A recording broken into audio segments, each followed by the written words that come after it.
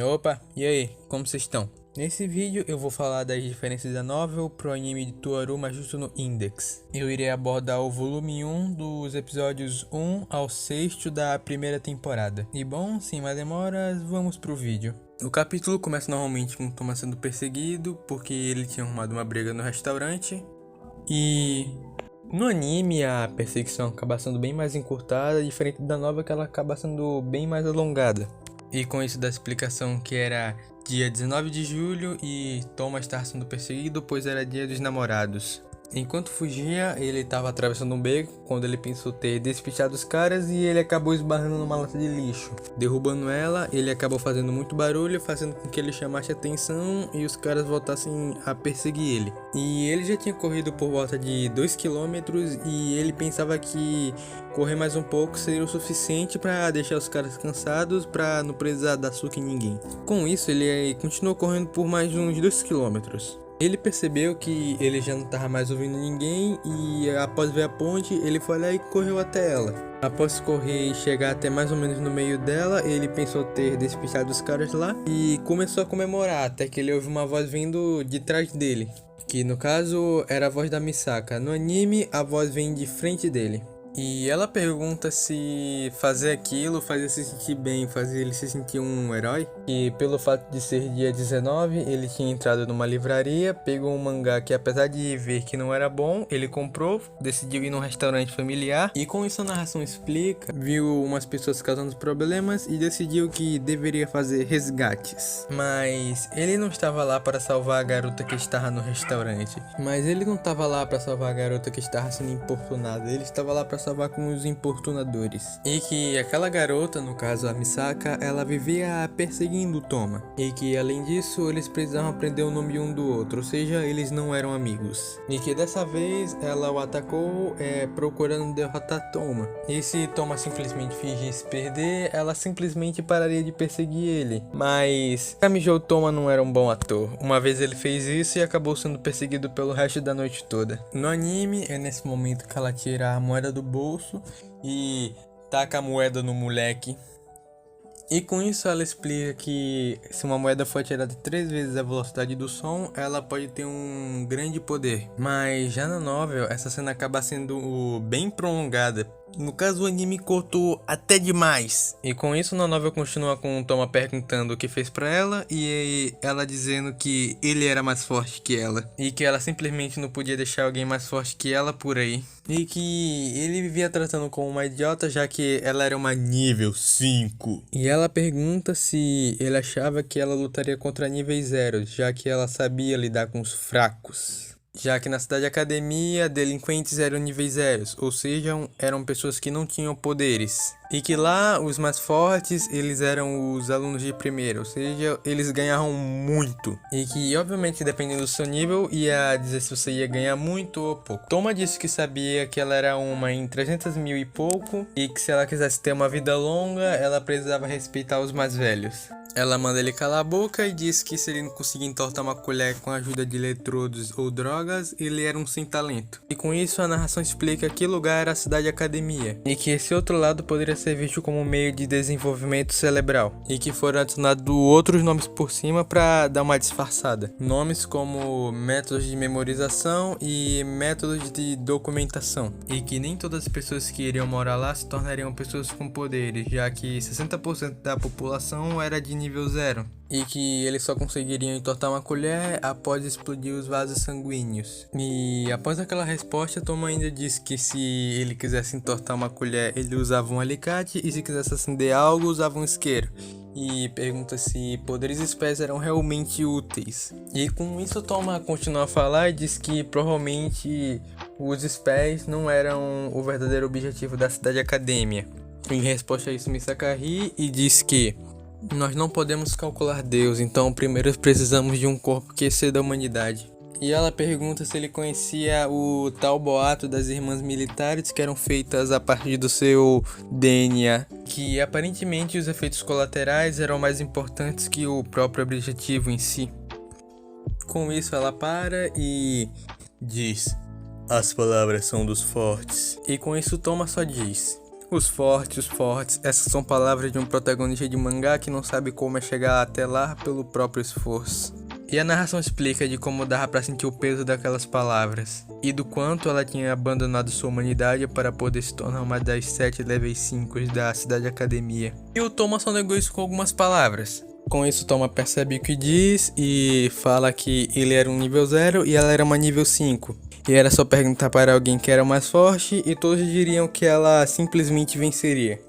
E aliás, é importante alegar que na Cidade Academia uma das formas de desenvolver poderes era através de produtos farmacêuticos, neurociência e fisiologia cerebral. E mesmo se você não tivesse talento, uma hora você conseguiria até dobrar uma colher, mas Toma não conseguia fazer isso, ou seja, o cara era simplesmente broxa.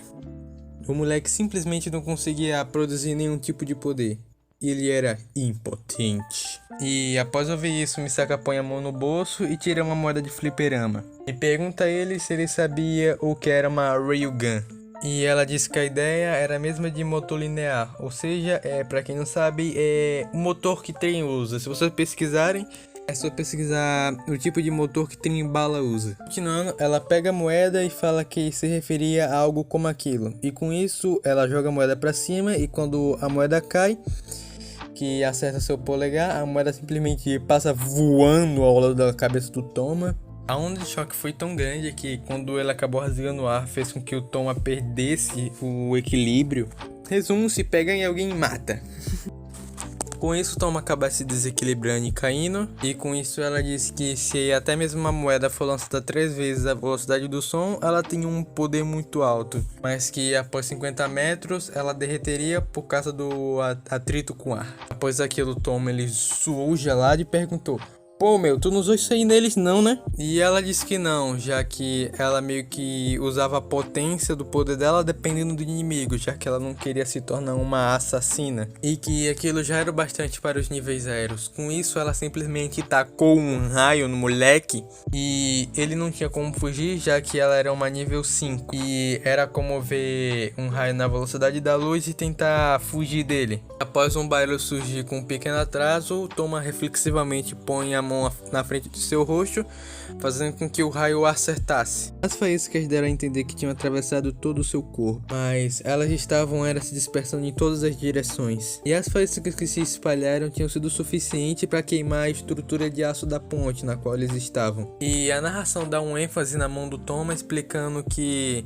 ela não havia sido queimada e nem arrancada. E sim, meus amigos, esse é o Imagine Breaker, o poder de anular qualquer habilidade sobrenatural. E que o raio tinha umas centenas de volts, mais ou menos. E ela pergunta se ela era um gênio em mais ou menos 300 mil, ele era um gênio em 2 milhões. E ela pergunta se ela lutasse daquela maneira, com exceção daquela vez, ela subiria de nível. E com isso, Kamijo Toma só responde: mas você só perde. E com isso ele recebe uma resposta por uma chuva de raios. Mas no momento que essa chuva de raios tocou na sua mão, ela acabou só apenas sendo dispersada para todos os lados de novo. E com isso a narração explica o poder do Toma, o Imagine Breaker. E explica que qualquer habilidade sobrenatural seria anulada pela mão direita de Kamijo. Mas se fosse algo que não fosse sobrenatural, ele se machucaria. Por exemplo, se ele fosse atacado por uma bola de fogo, ele não seria queimado pela bola de fogo, mas os estilhaços de concreto o machucariam. E se a bola de fogo não atingisse outro lugar a não ser a mão direita ou seu pulso direito, ele se queimaria e se machucaria muito. E com isso Toma pensa em sua mente: droga, eu achei que iria morrer. Com isso, Toma ele desfaz a sua expressão calma e acaba ficando com uma expressão mais séria no rosto. E que o fato dele ter negado os raios que vieram na sua direção foi apenas uma coincidência que eles foram na direção da mão dele. E com isso, Toma diz: você pode dizer que isso é infortúnio ou apenas mal sorte de sua parte. E daquela maneira, Kamijo Toma encerrou seu dia com um comentário que parecia estar lamentando tudo no mundo: você realmente não tem muita sorte, não é? Com isso a cena corta e vamos pro quarto do Toma, a qual no anime começa com a TV desligada e ele acordando por causa do calor. Enquanto na novel ele acorda com a TV falando do horóscopo, dizendo que pessoas nascidas entre os dias 20 de janeiro e 18 de fevereiro teriam boa sorte naquele dia. Aparentemente um raio tinha atingido sua casa e alguns móveis da sua casa tinham queimado, tinham parado de pegar. Isso, o seu ar-condicionado estava quebrado, fazendo com que ele tinha muito calor. A geladeira, como tinha pifado, toda a comida que havia dentro havia estragado. Quando ele tentou comer o pão de yakisoba, ele acabou derrubando o macarrão de emergência em cima da pia. Enquanto procurava seu cartão de crédito, ele acabou pisando em cima dele e o quebrando. E quando se jogou na cama para esquecer tudo no mundo, ele acabou recebendo uma ligação de sua professora dizendo: Kamijo-chan, você é um idiota, então você terá que assistir às aulas suplementares. Toma suspira e com isso a narração explica que ele não acreditava em horóscopos do dia a dia. E ele achava que eram como previsões do tempo, apenas previsões. O horóscopo geralmente estava sempre errado e ele nunca havia encontrado um amuleto de boa sorte. Ele pensou que seu azar era de família, mas seu pai havia ganhado na loteria e sua mãe havia ganhado diversas vezes na roleta de máquinas de venda. Ele se perguntava se ele era adotado, mas ele não podia entrar na rota de herdeiro ao trono sem ativar a flag da irmãzinha. Ou seja, Kamijo Toma viveu no azar sua vida inteira. Mas ele não se daria se vencido só por causa do azar. Com isso ele diz em voz alta: problemas são meu cartão e minha geladeira. Desde que ele tivesse sua caderneta bancária, ele poderia fazer outro cartão. Então o real problema seria a geladeira, pois após as aulas ele teria que tomar remédios para o desenvolvimento de poderes e fazer isso de barriga vazia não seria uma boa opção. Enquanto trocava de camisa, ele pensava em passar numa loja de conveniências e pensando que estava tudo bem, já que em uma semana ele tinha recuperado tudo que ele perdeu em 4 meses de aula. Quando seu humor estava bom, ele decidiu que seria bom ele tentar já ser o futon. Mas no anime, diferente da novel, esse diálogo acaba sendo bem mais encurtado, pro Toma acordando e tendo todos esses problemas e indo arejar o futon dele. Ele abre a porta da varanda esperando que seu futon estivesse totalmente arejado quando ele voltasse da escola. Na novel ele se força a dizer que o céu estava azul enquanto o futon dele estava preto, mas já no anime ele acaba dizendo que o céu estava azul e enquanto seu futuro era sombrio. E como ele tinha se forçado a dizer aquilo só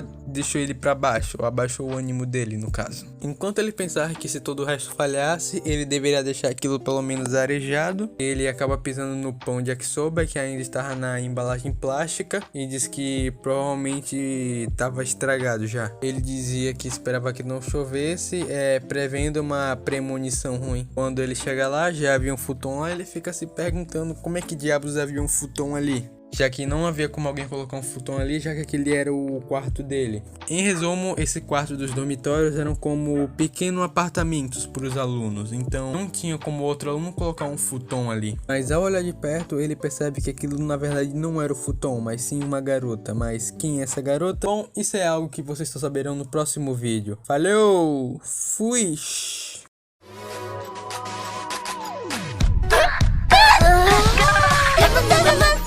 Oh my God.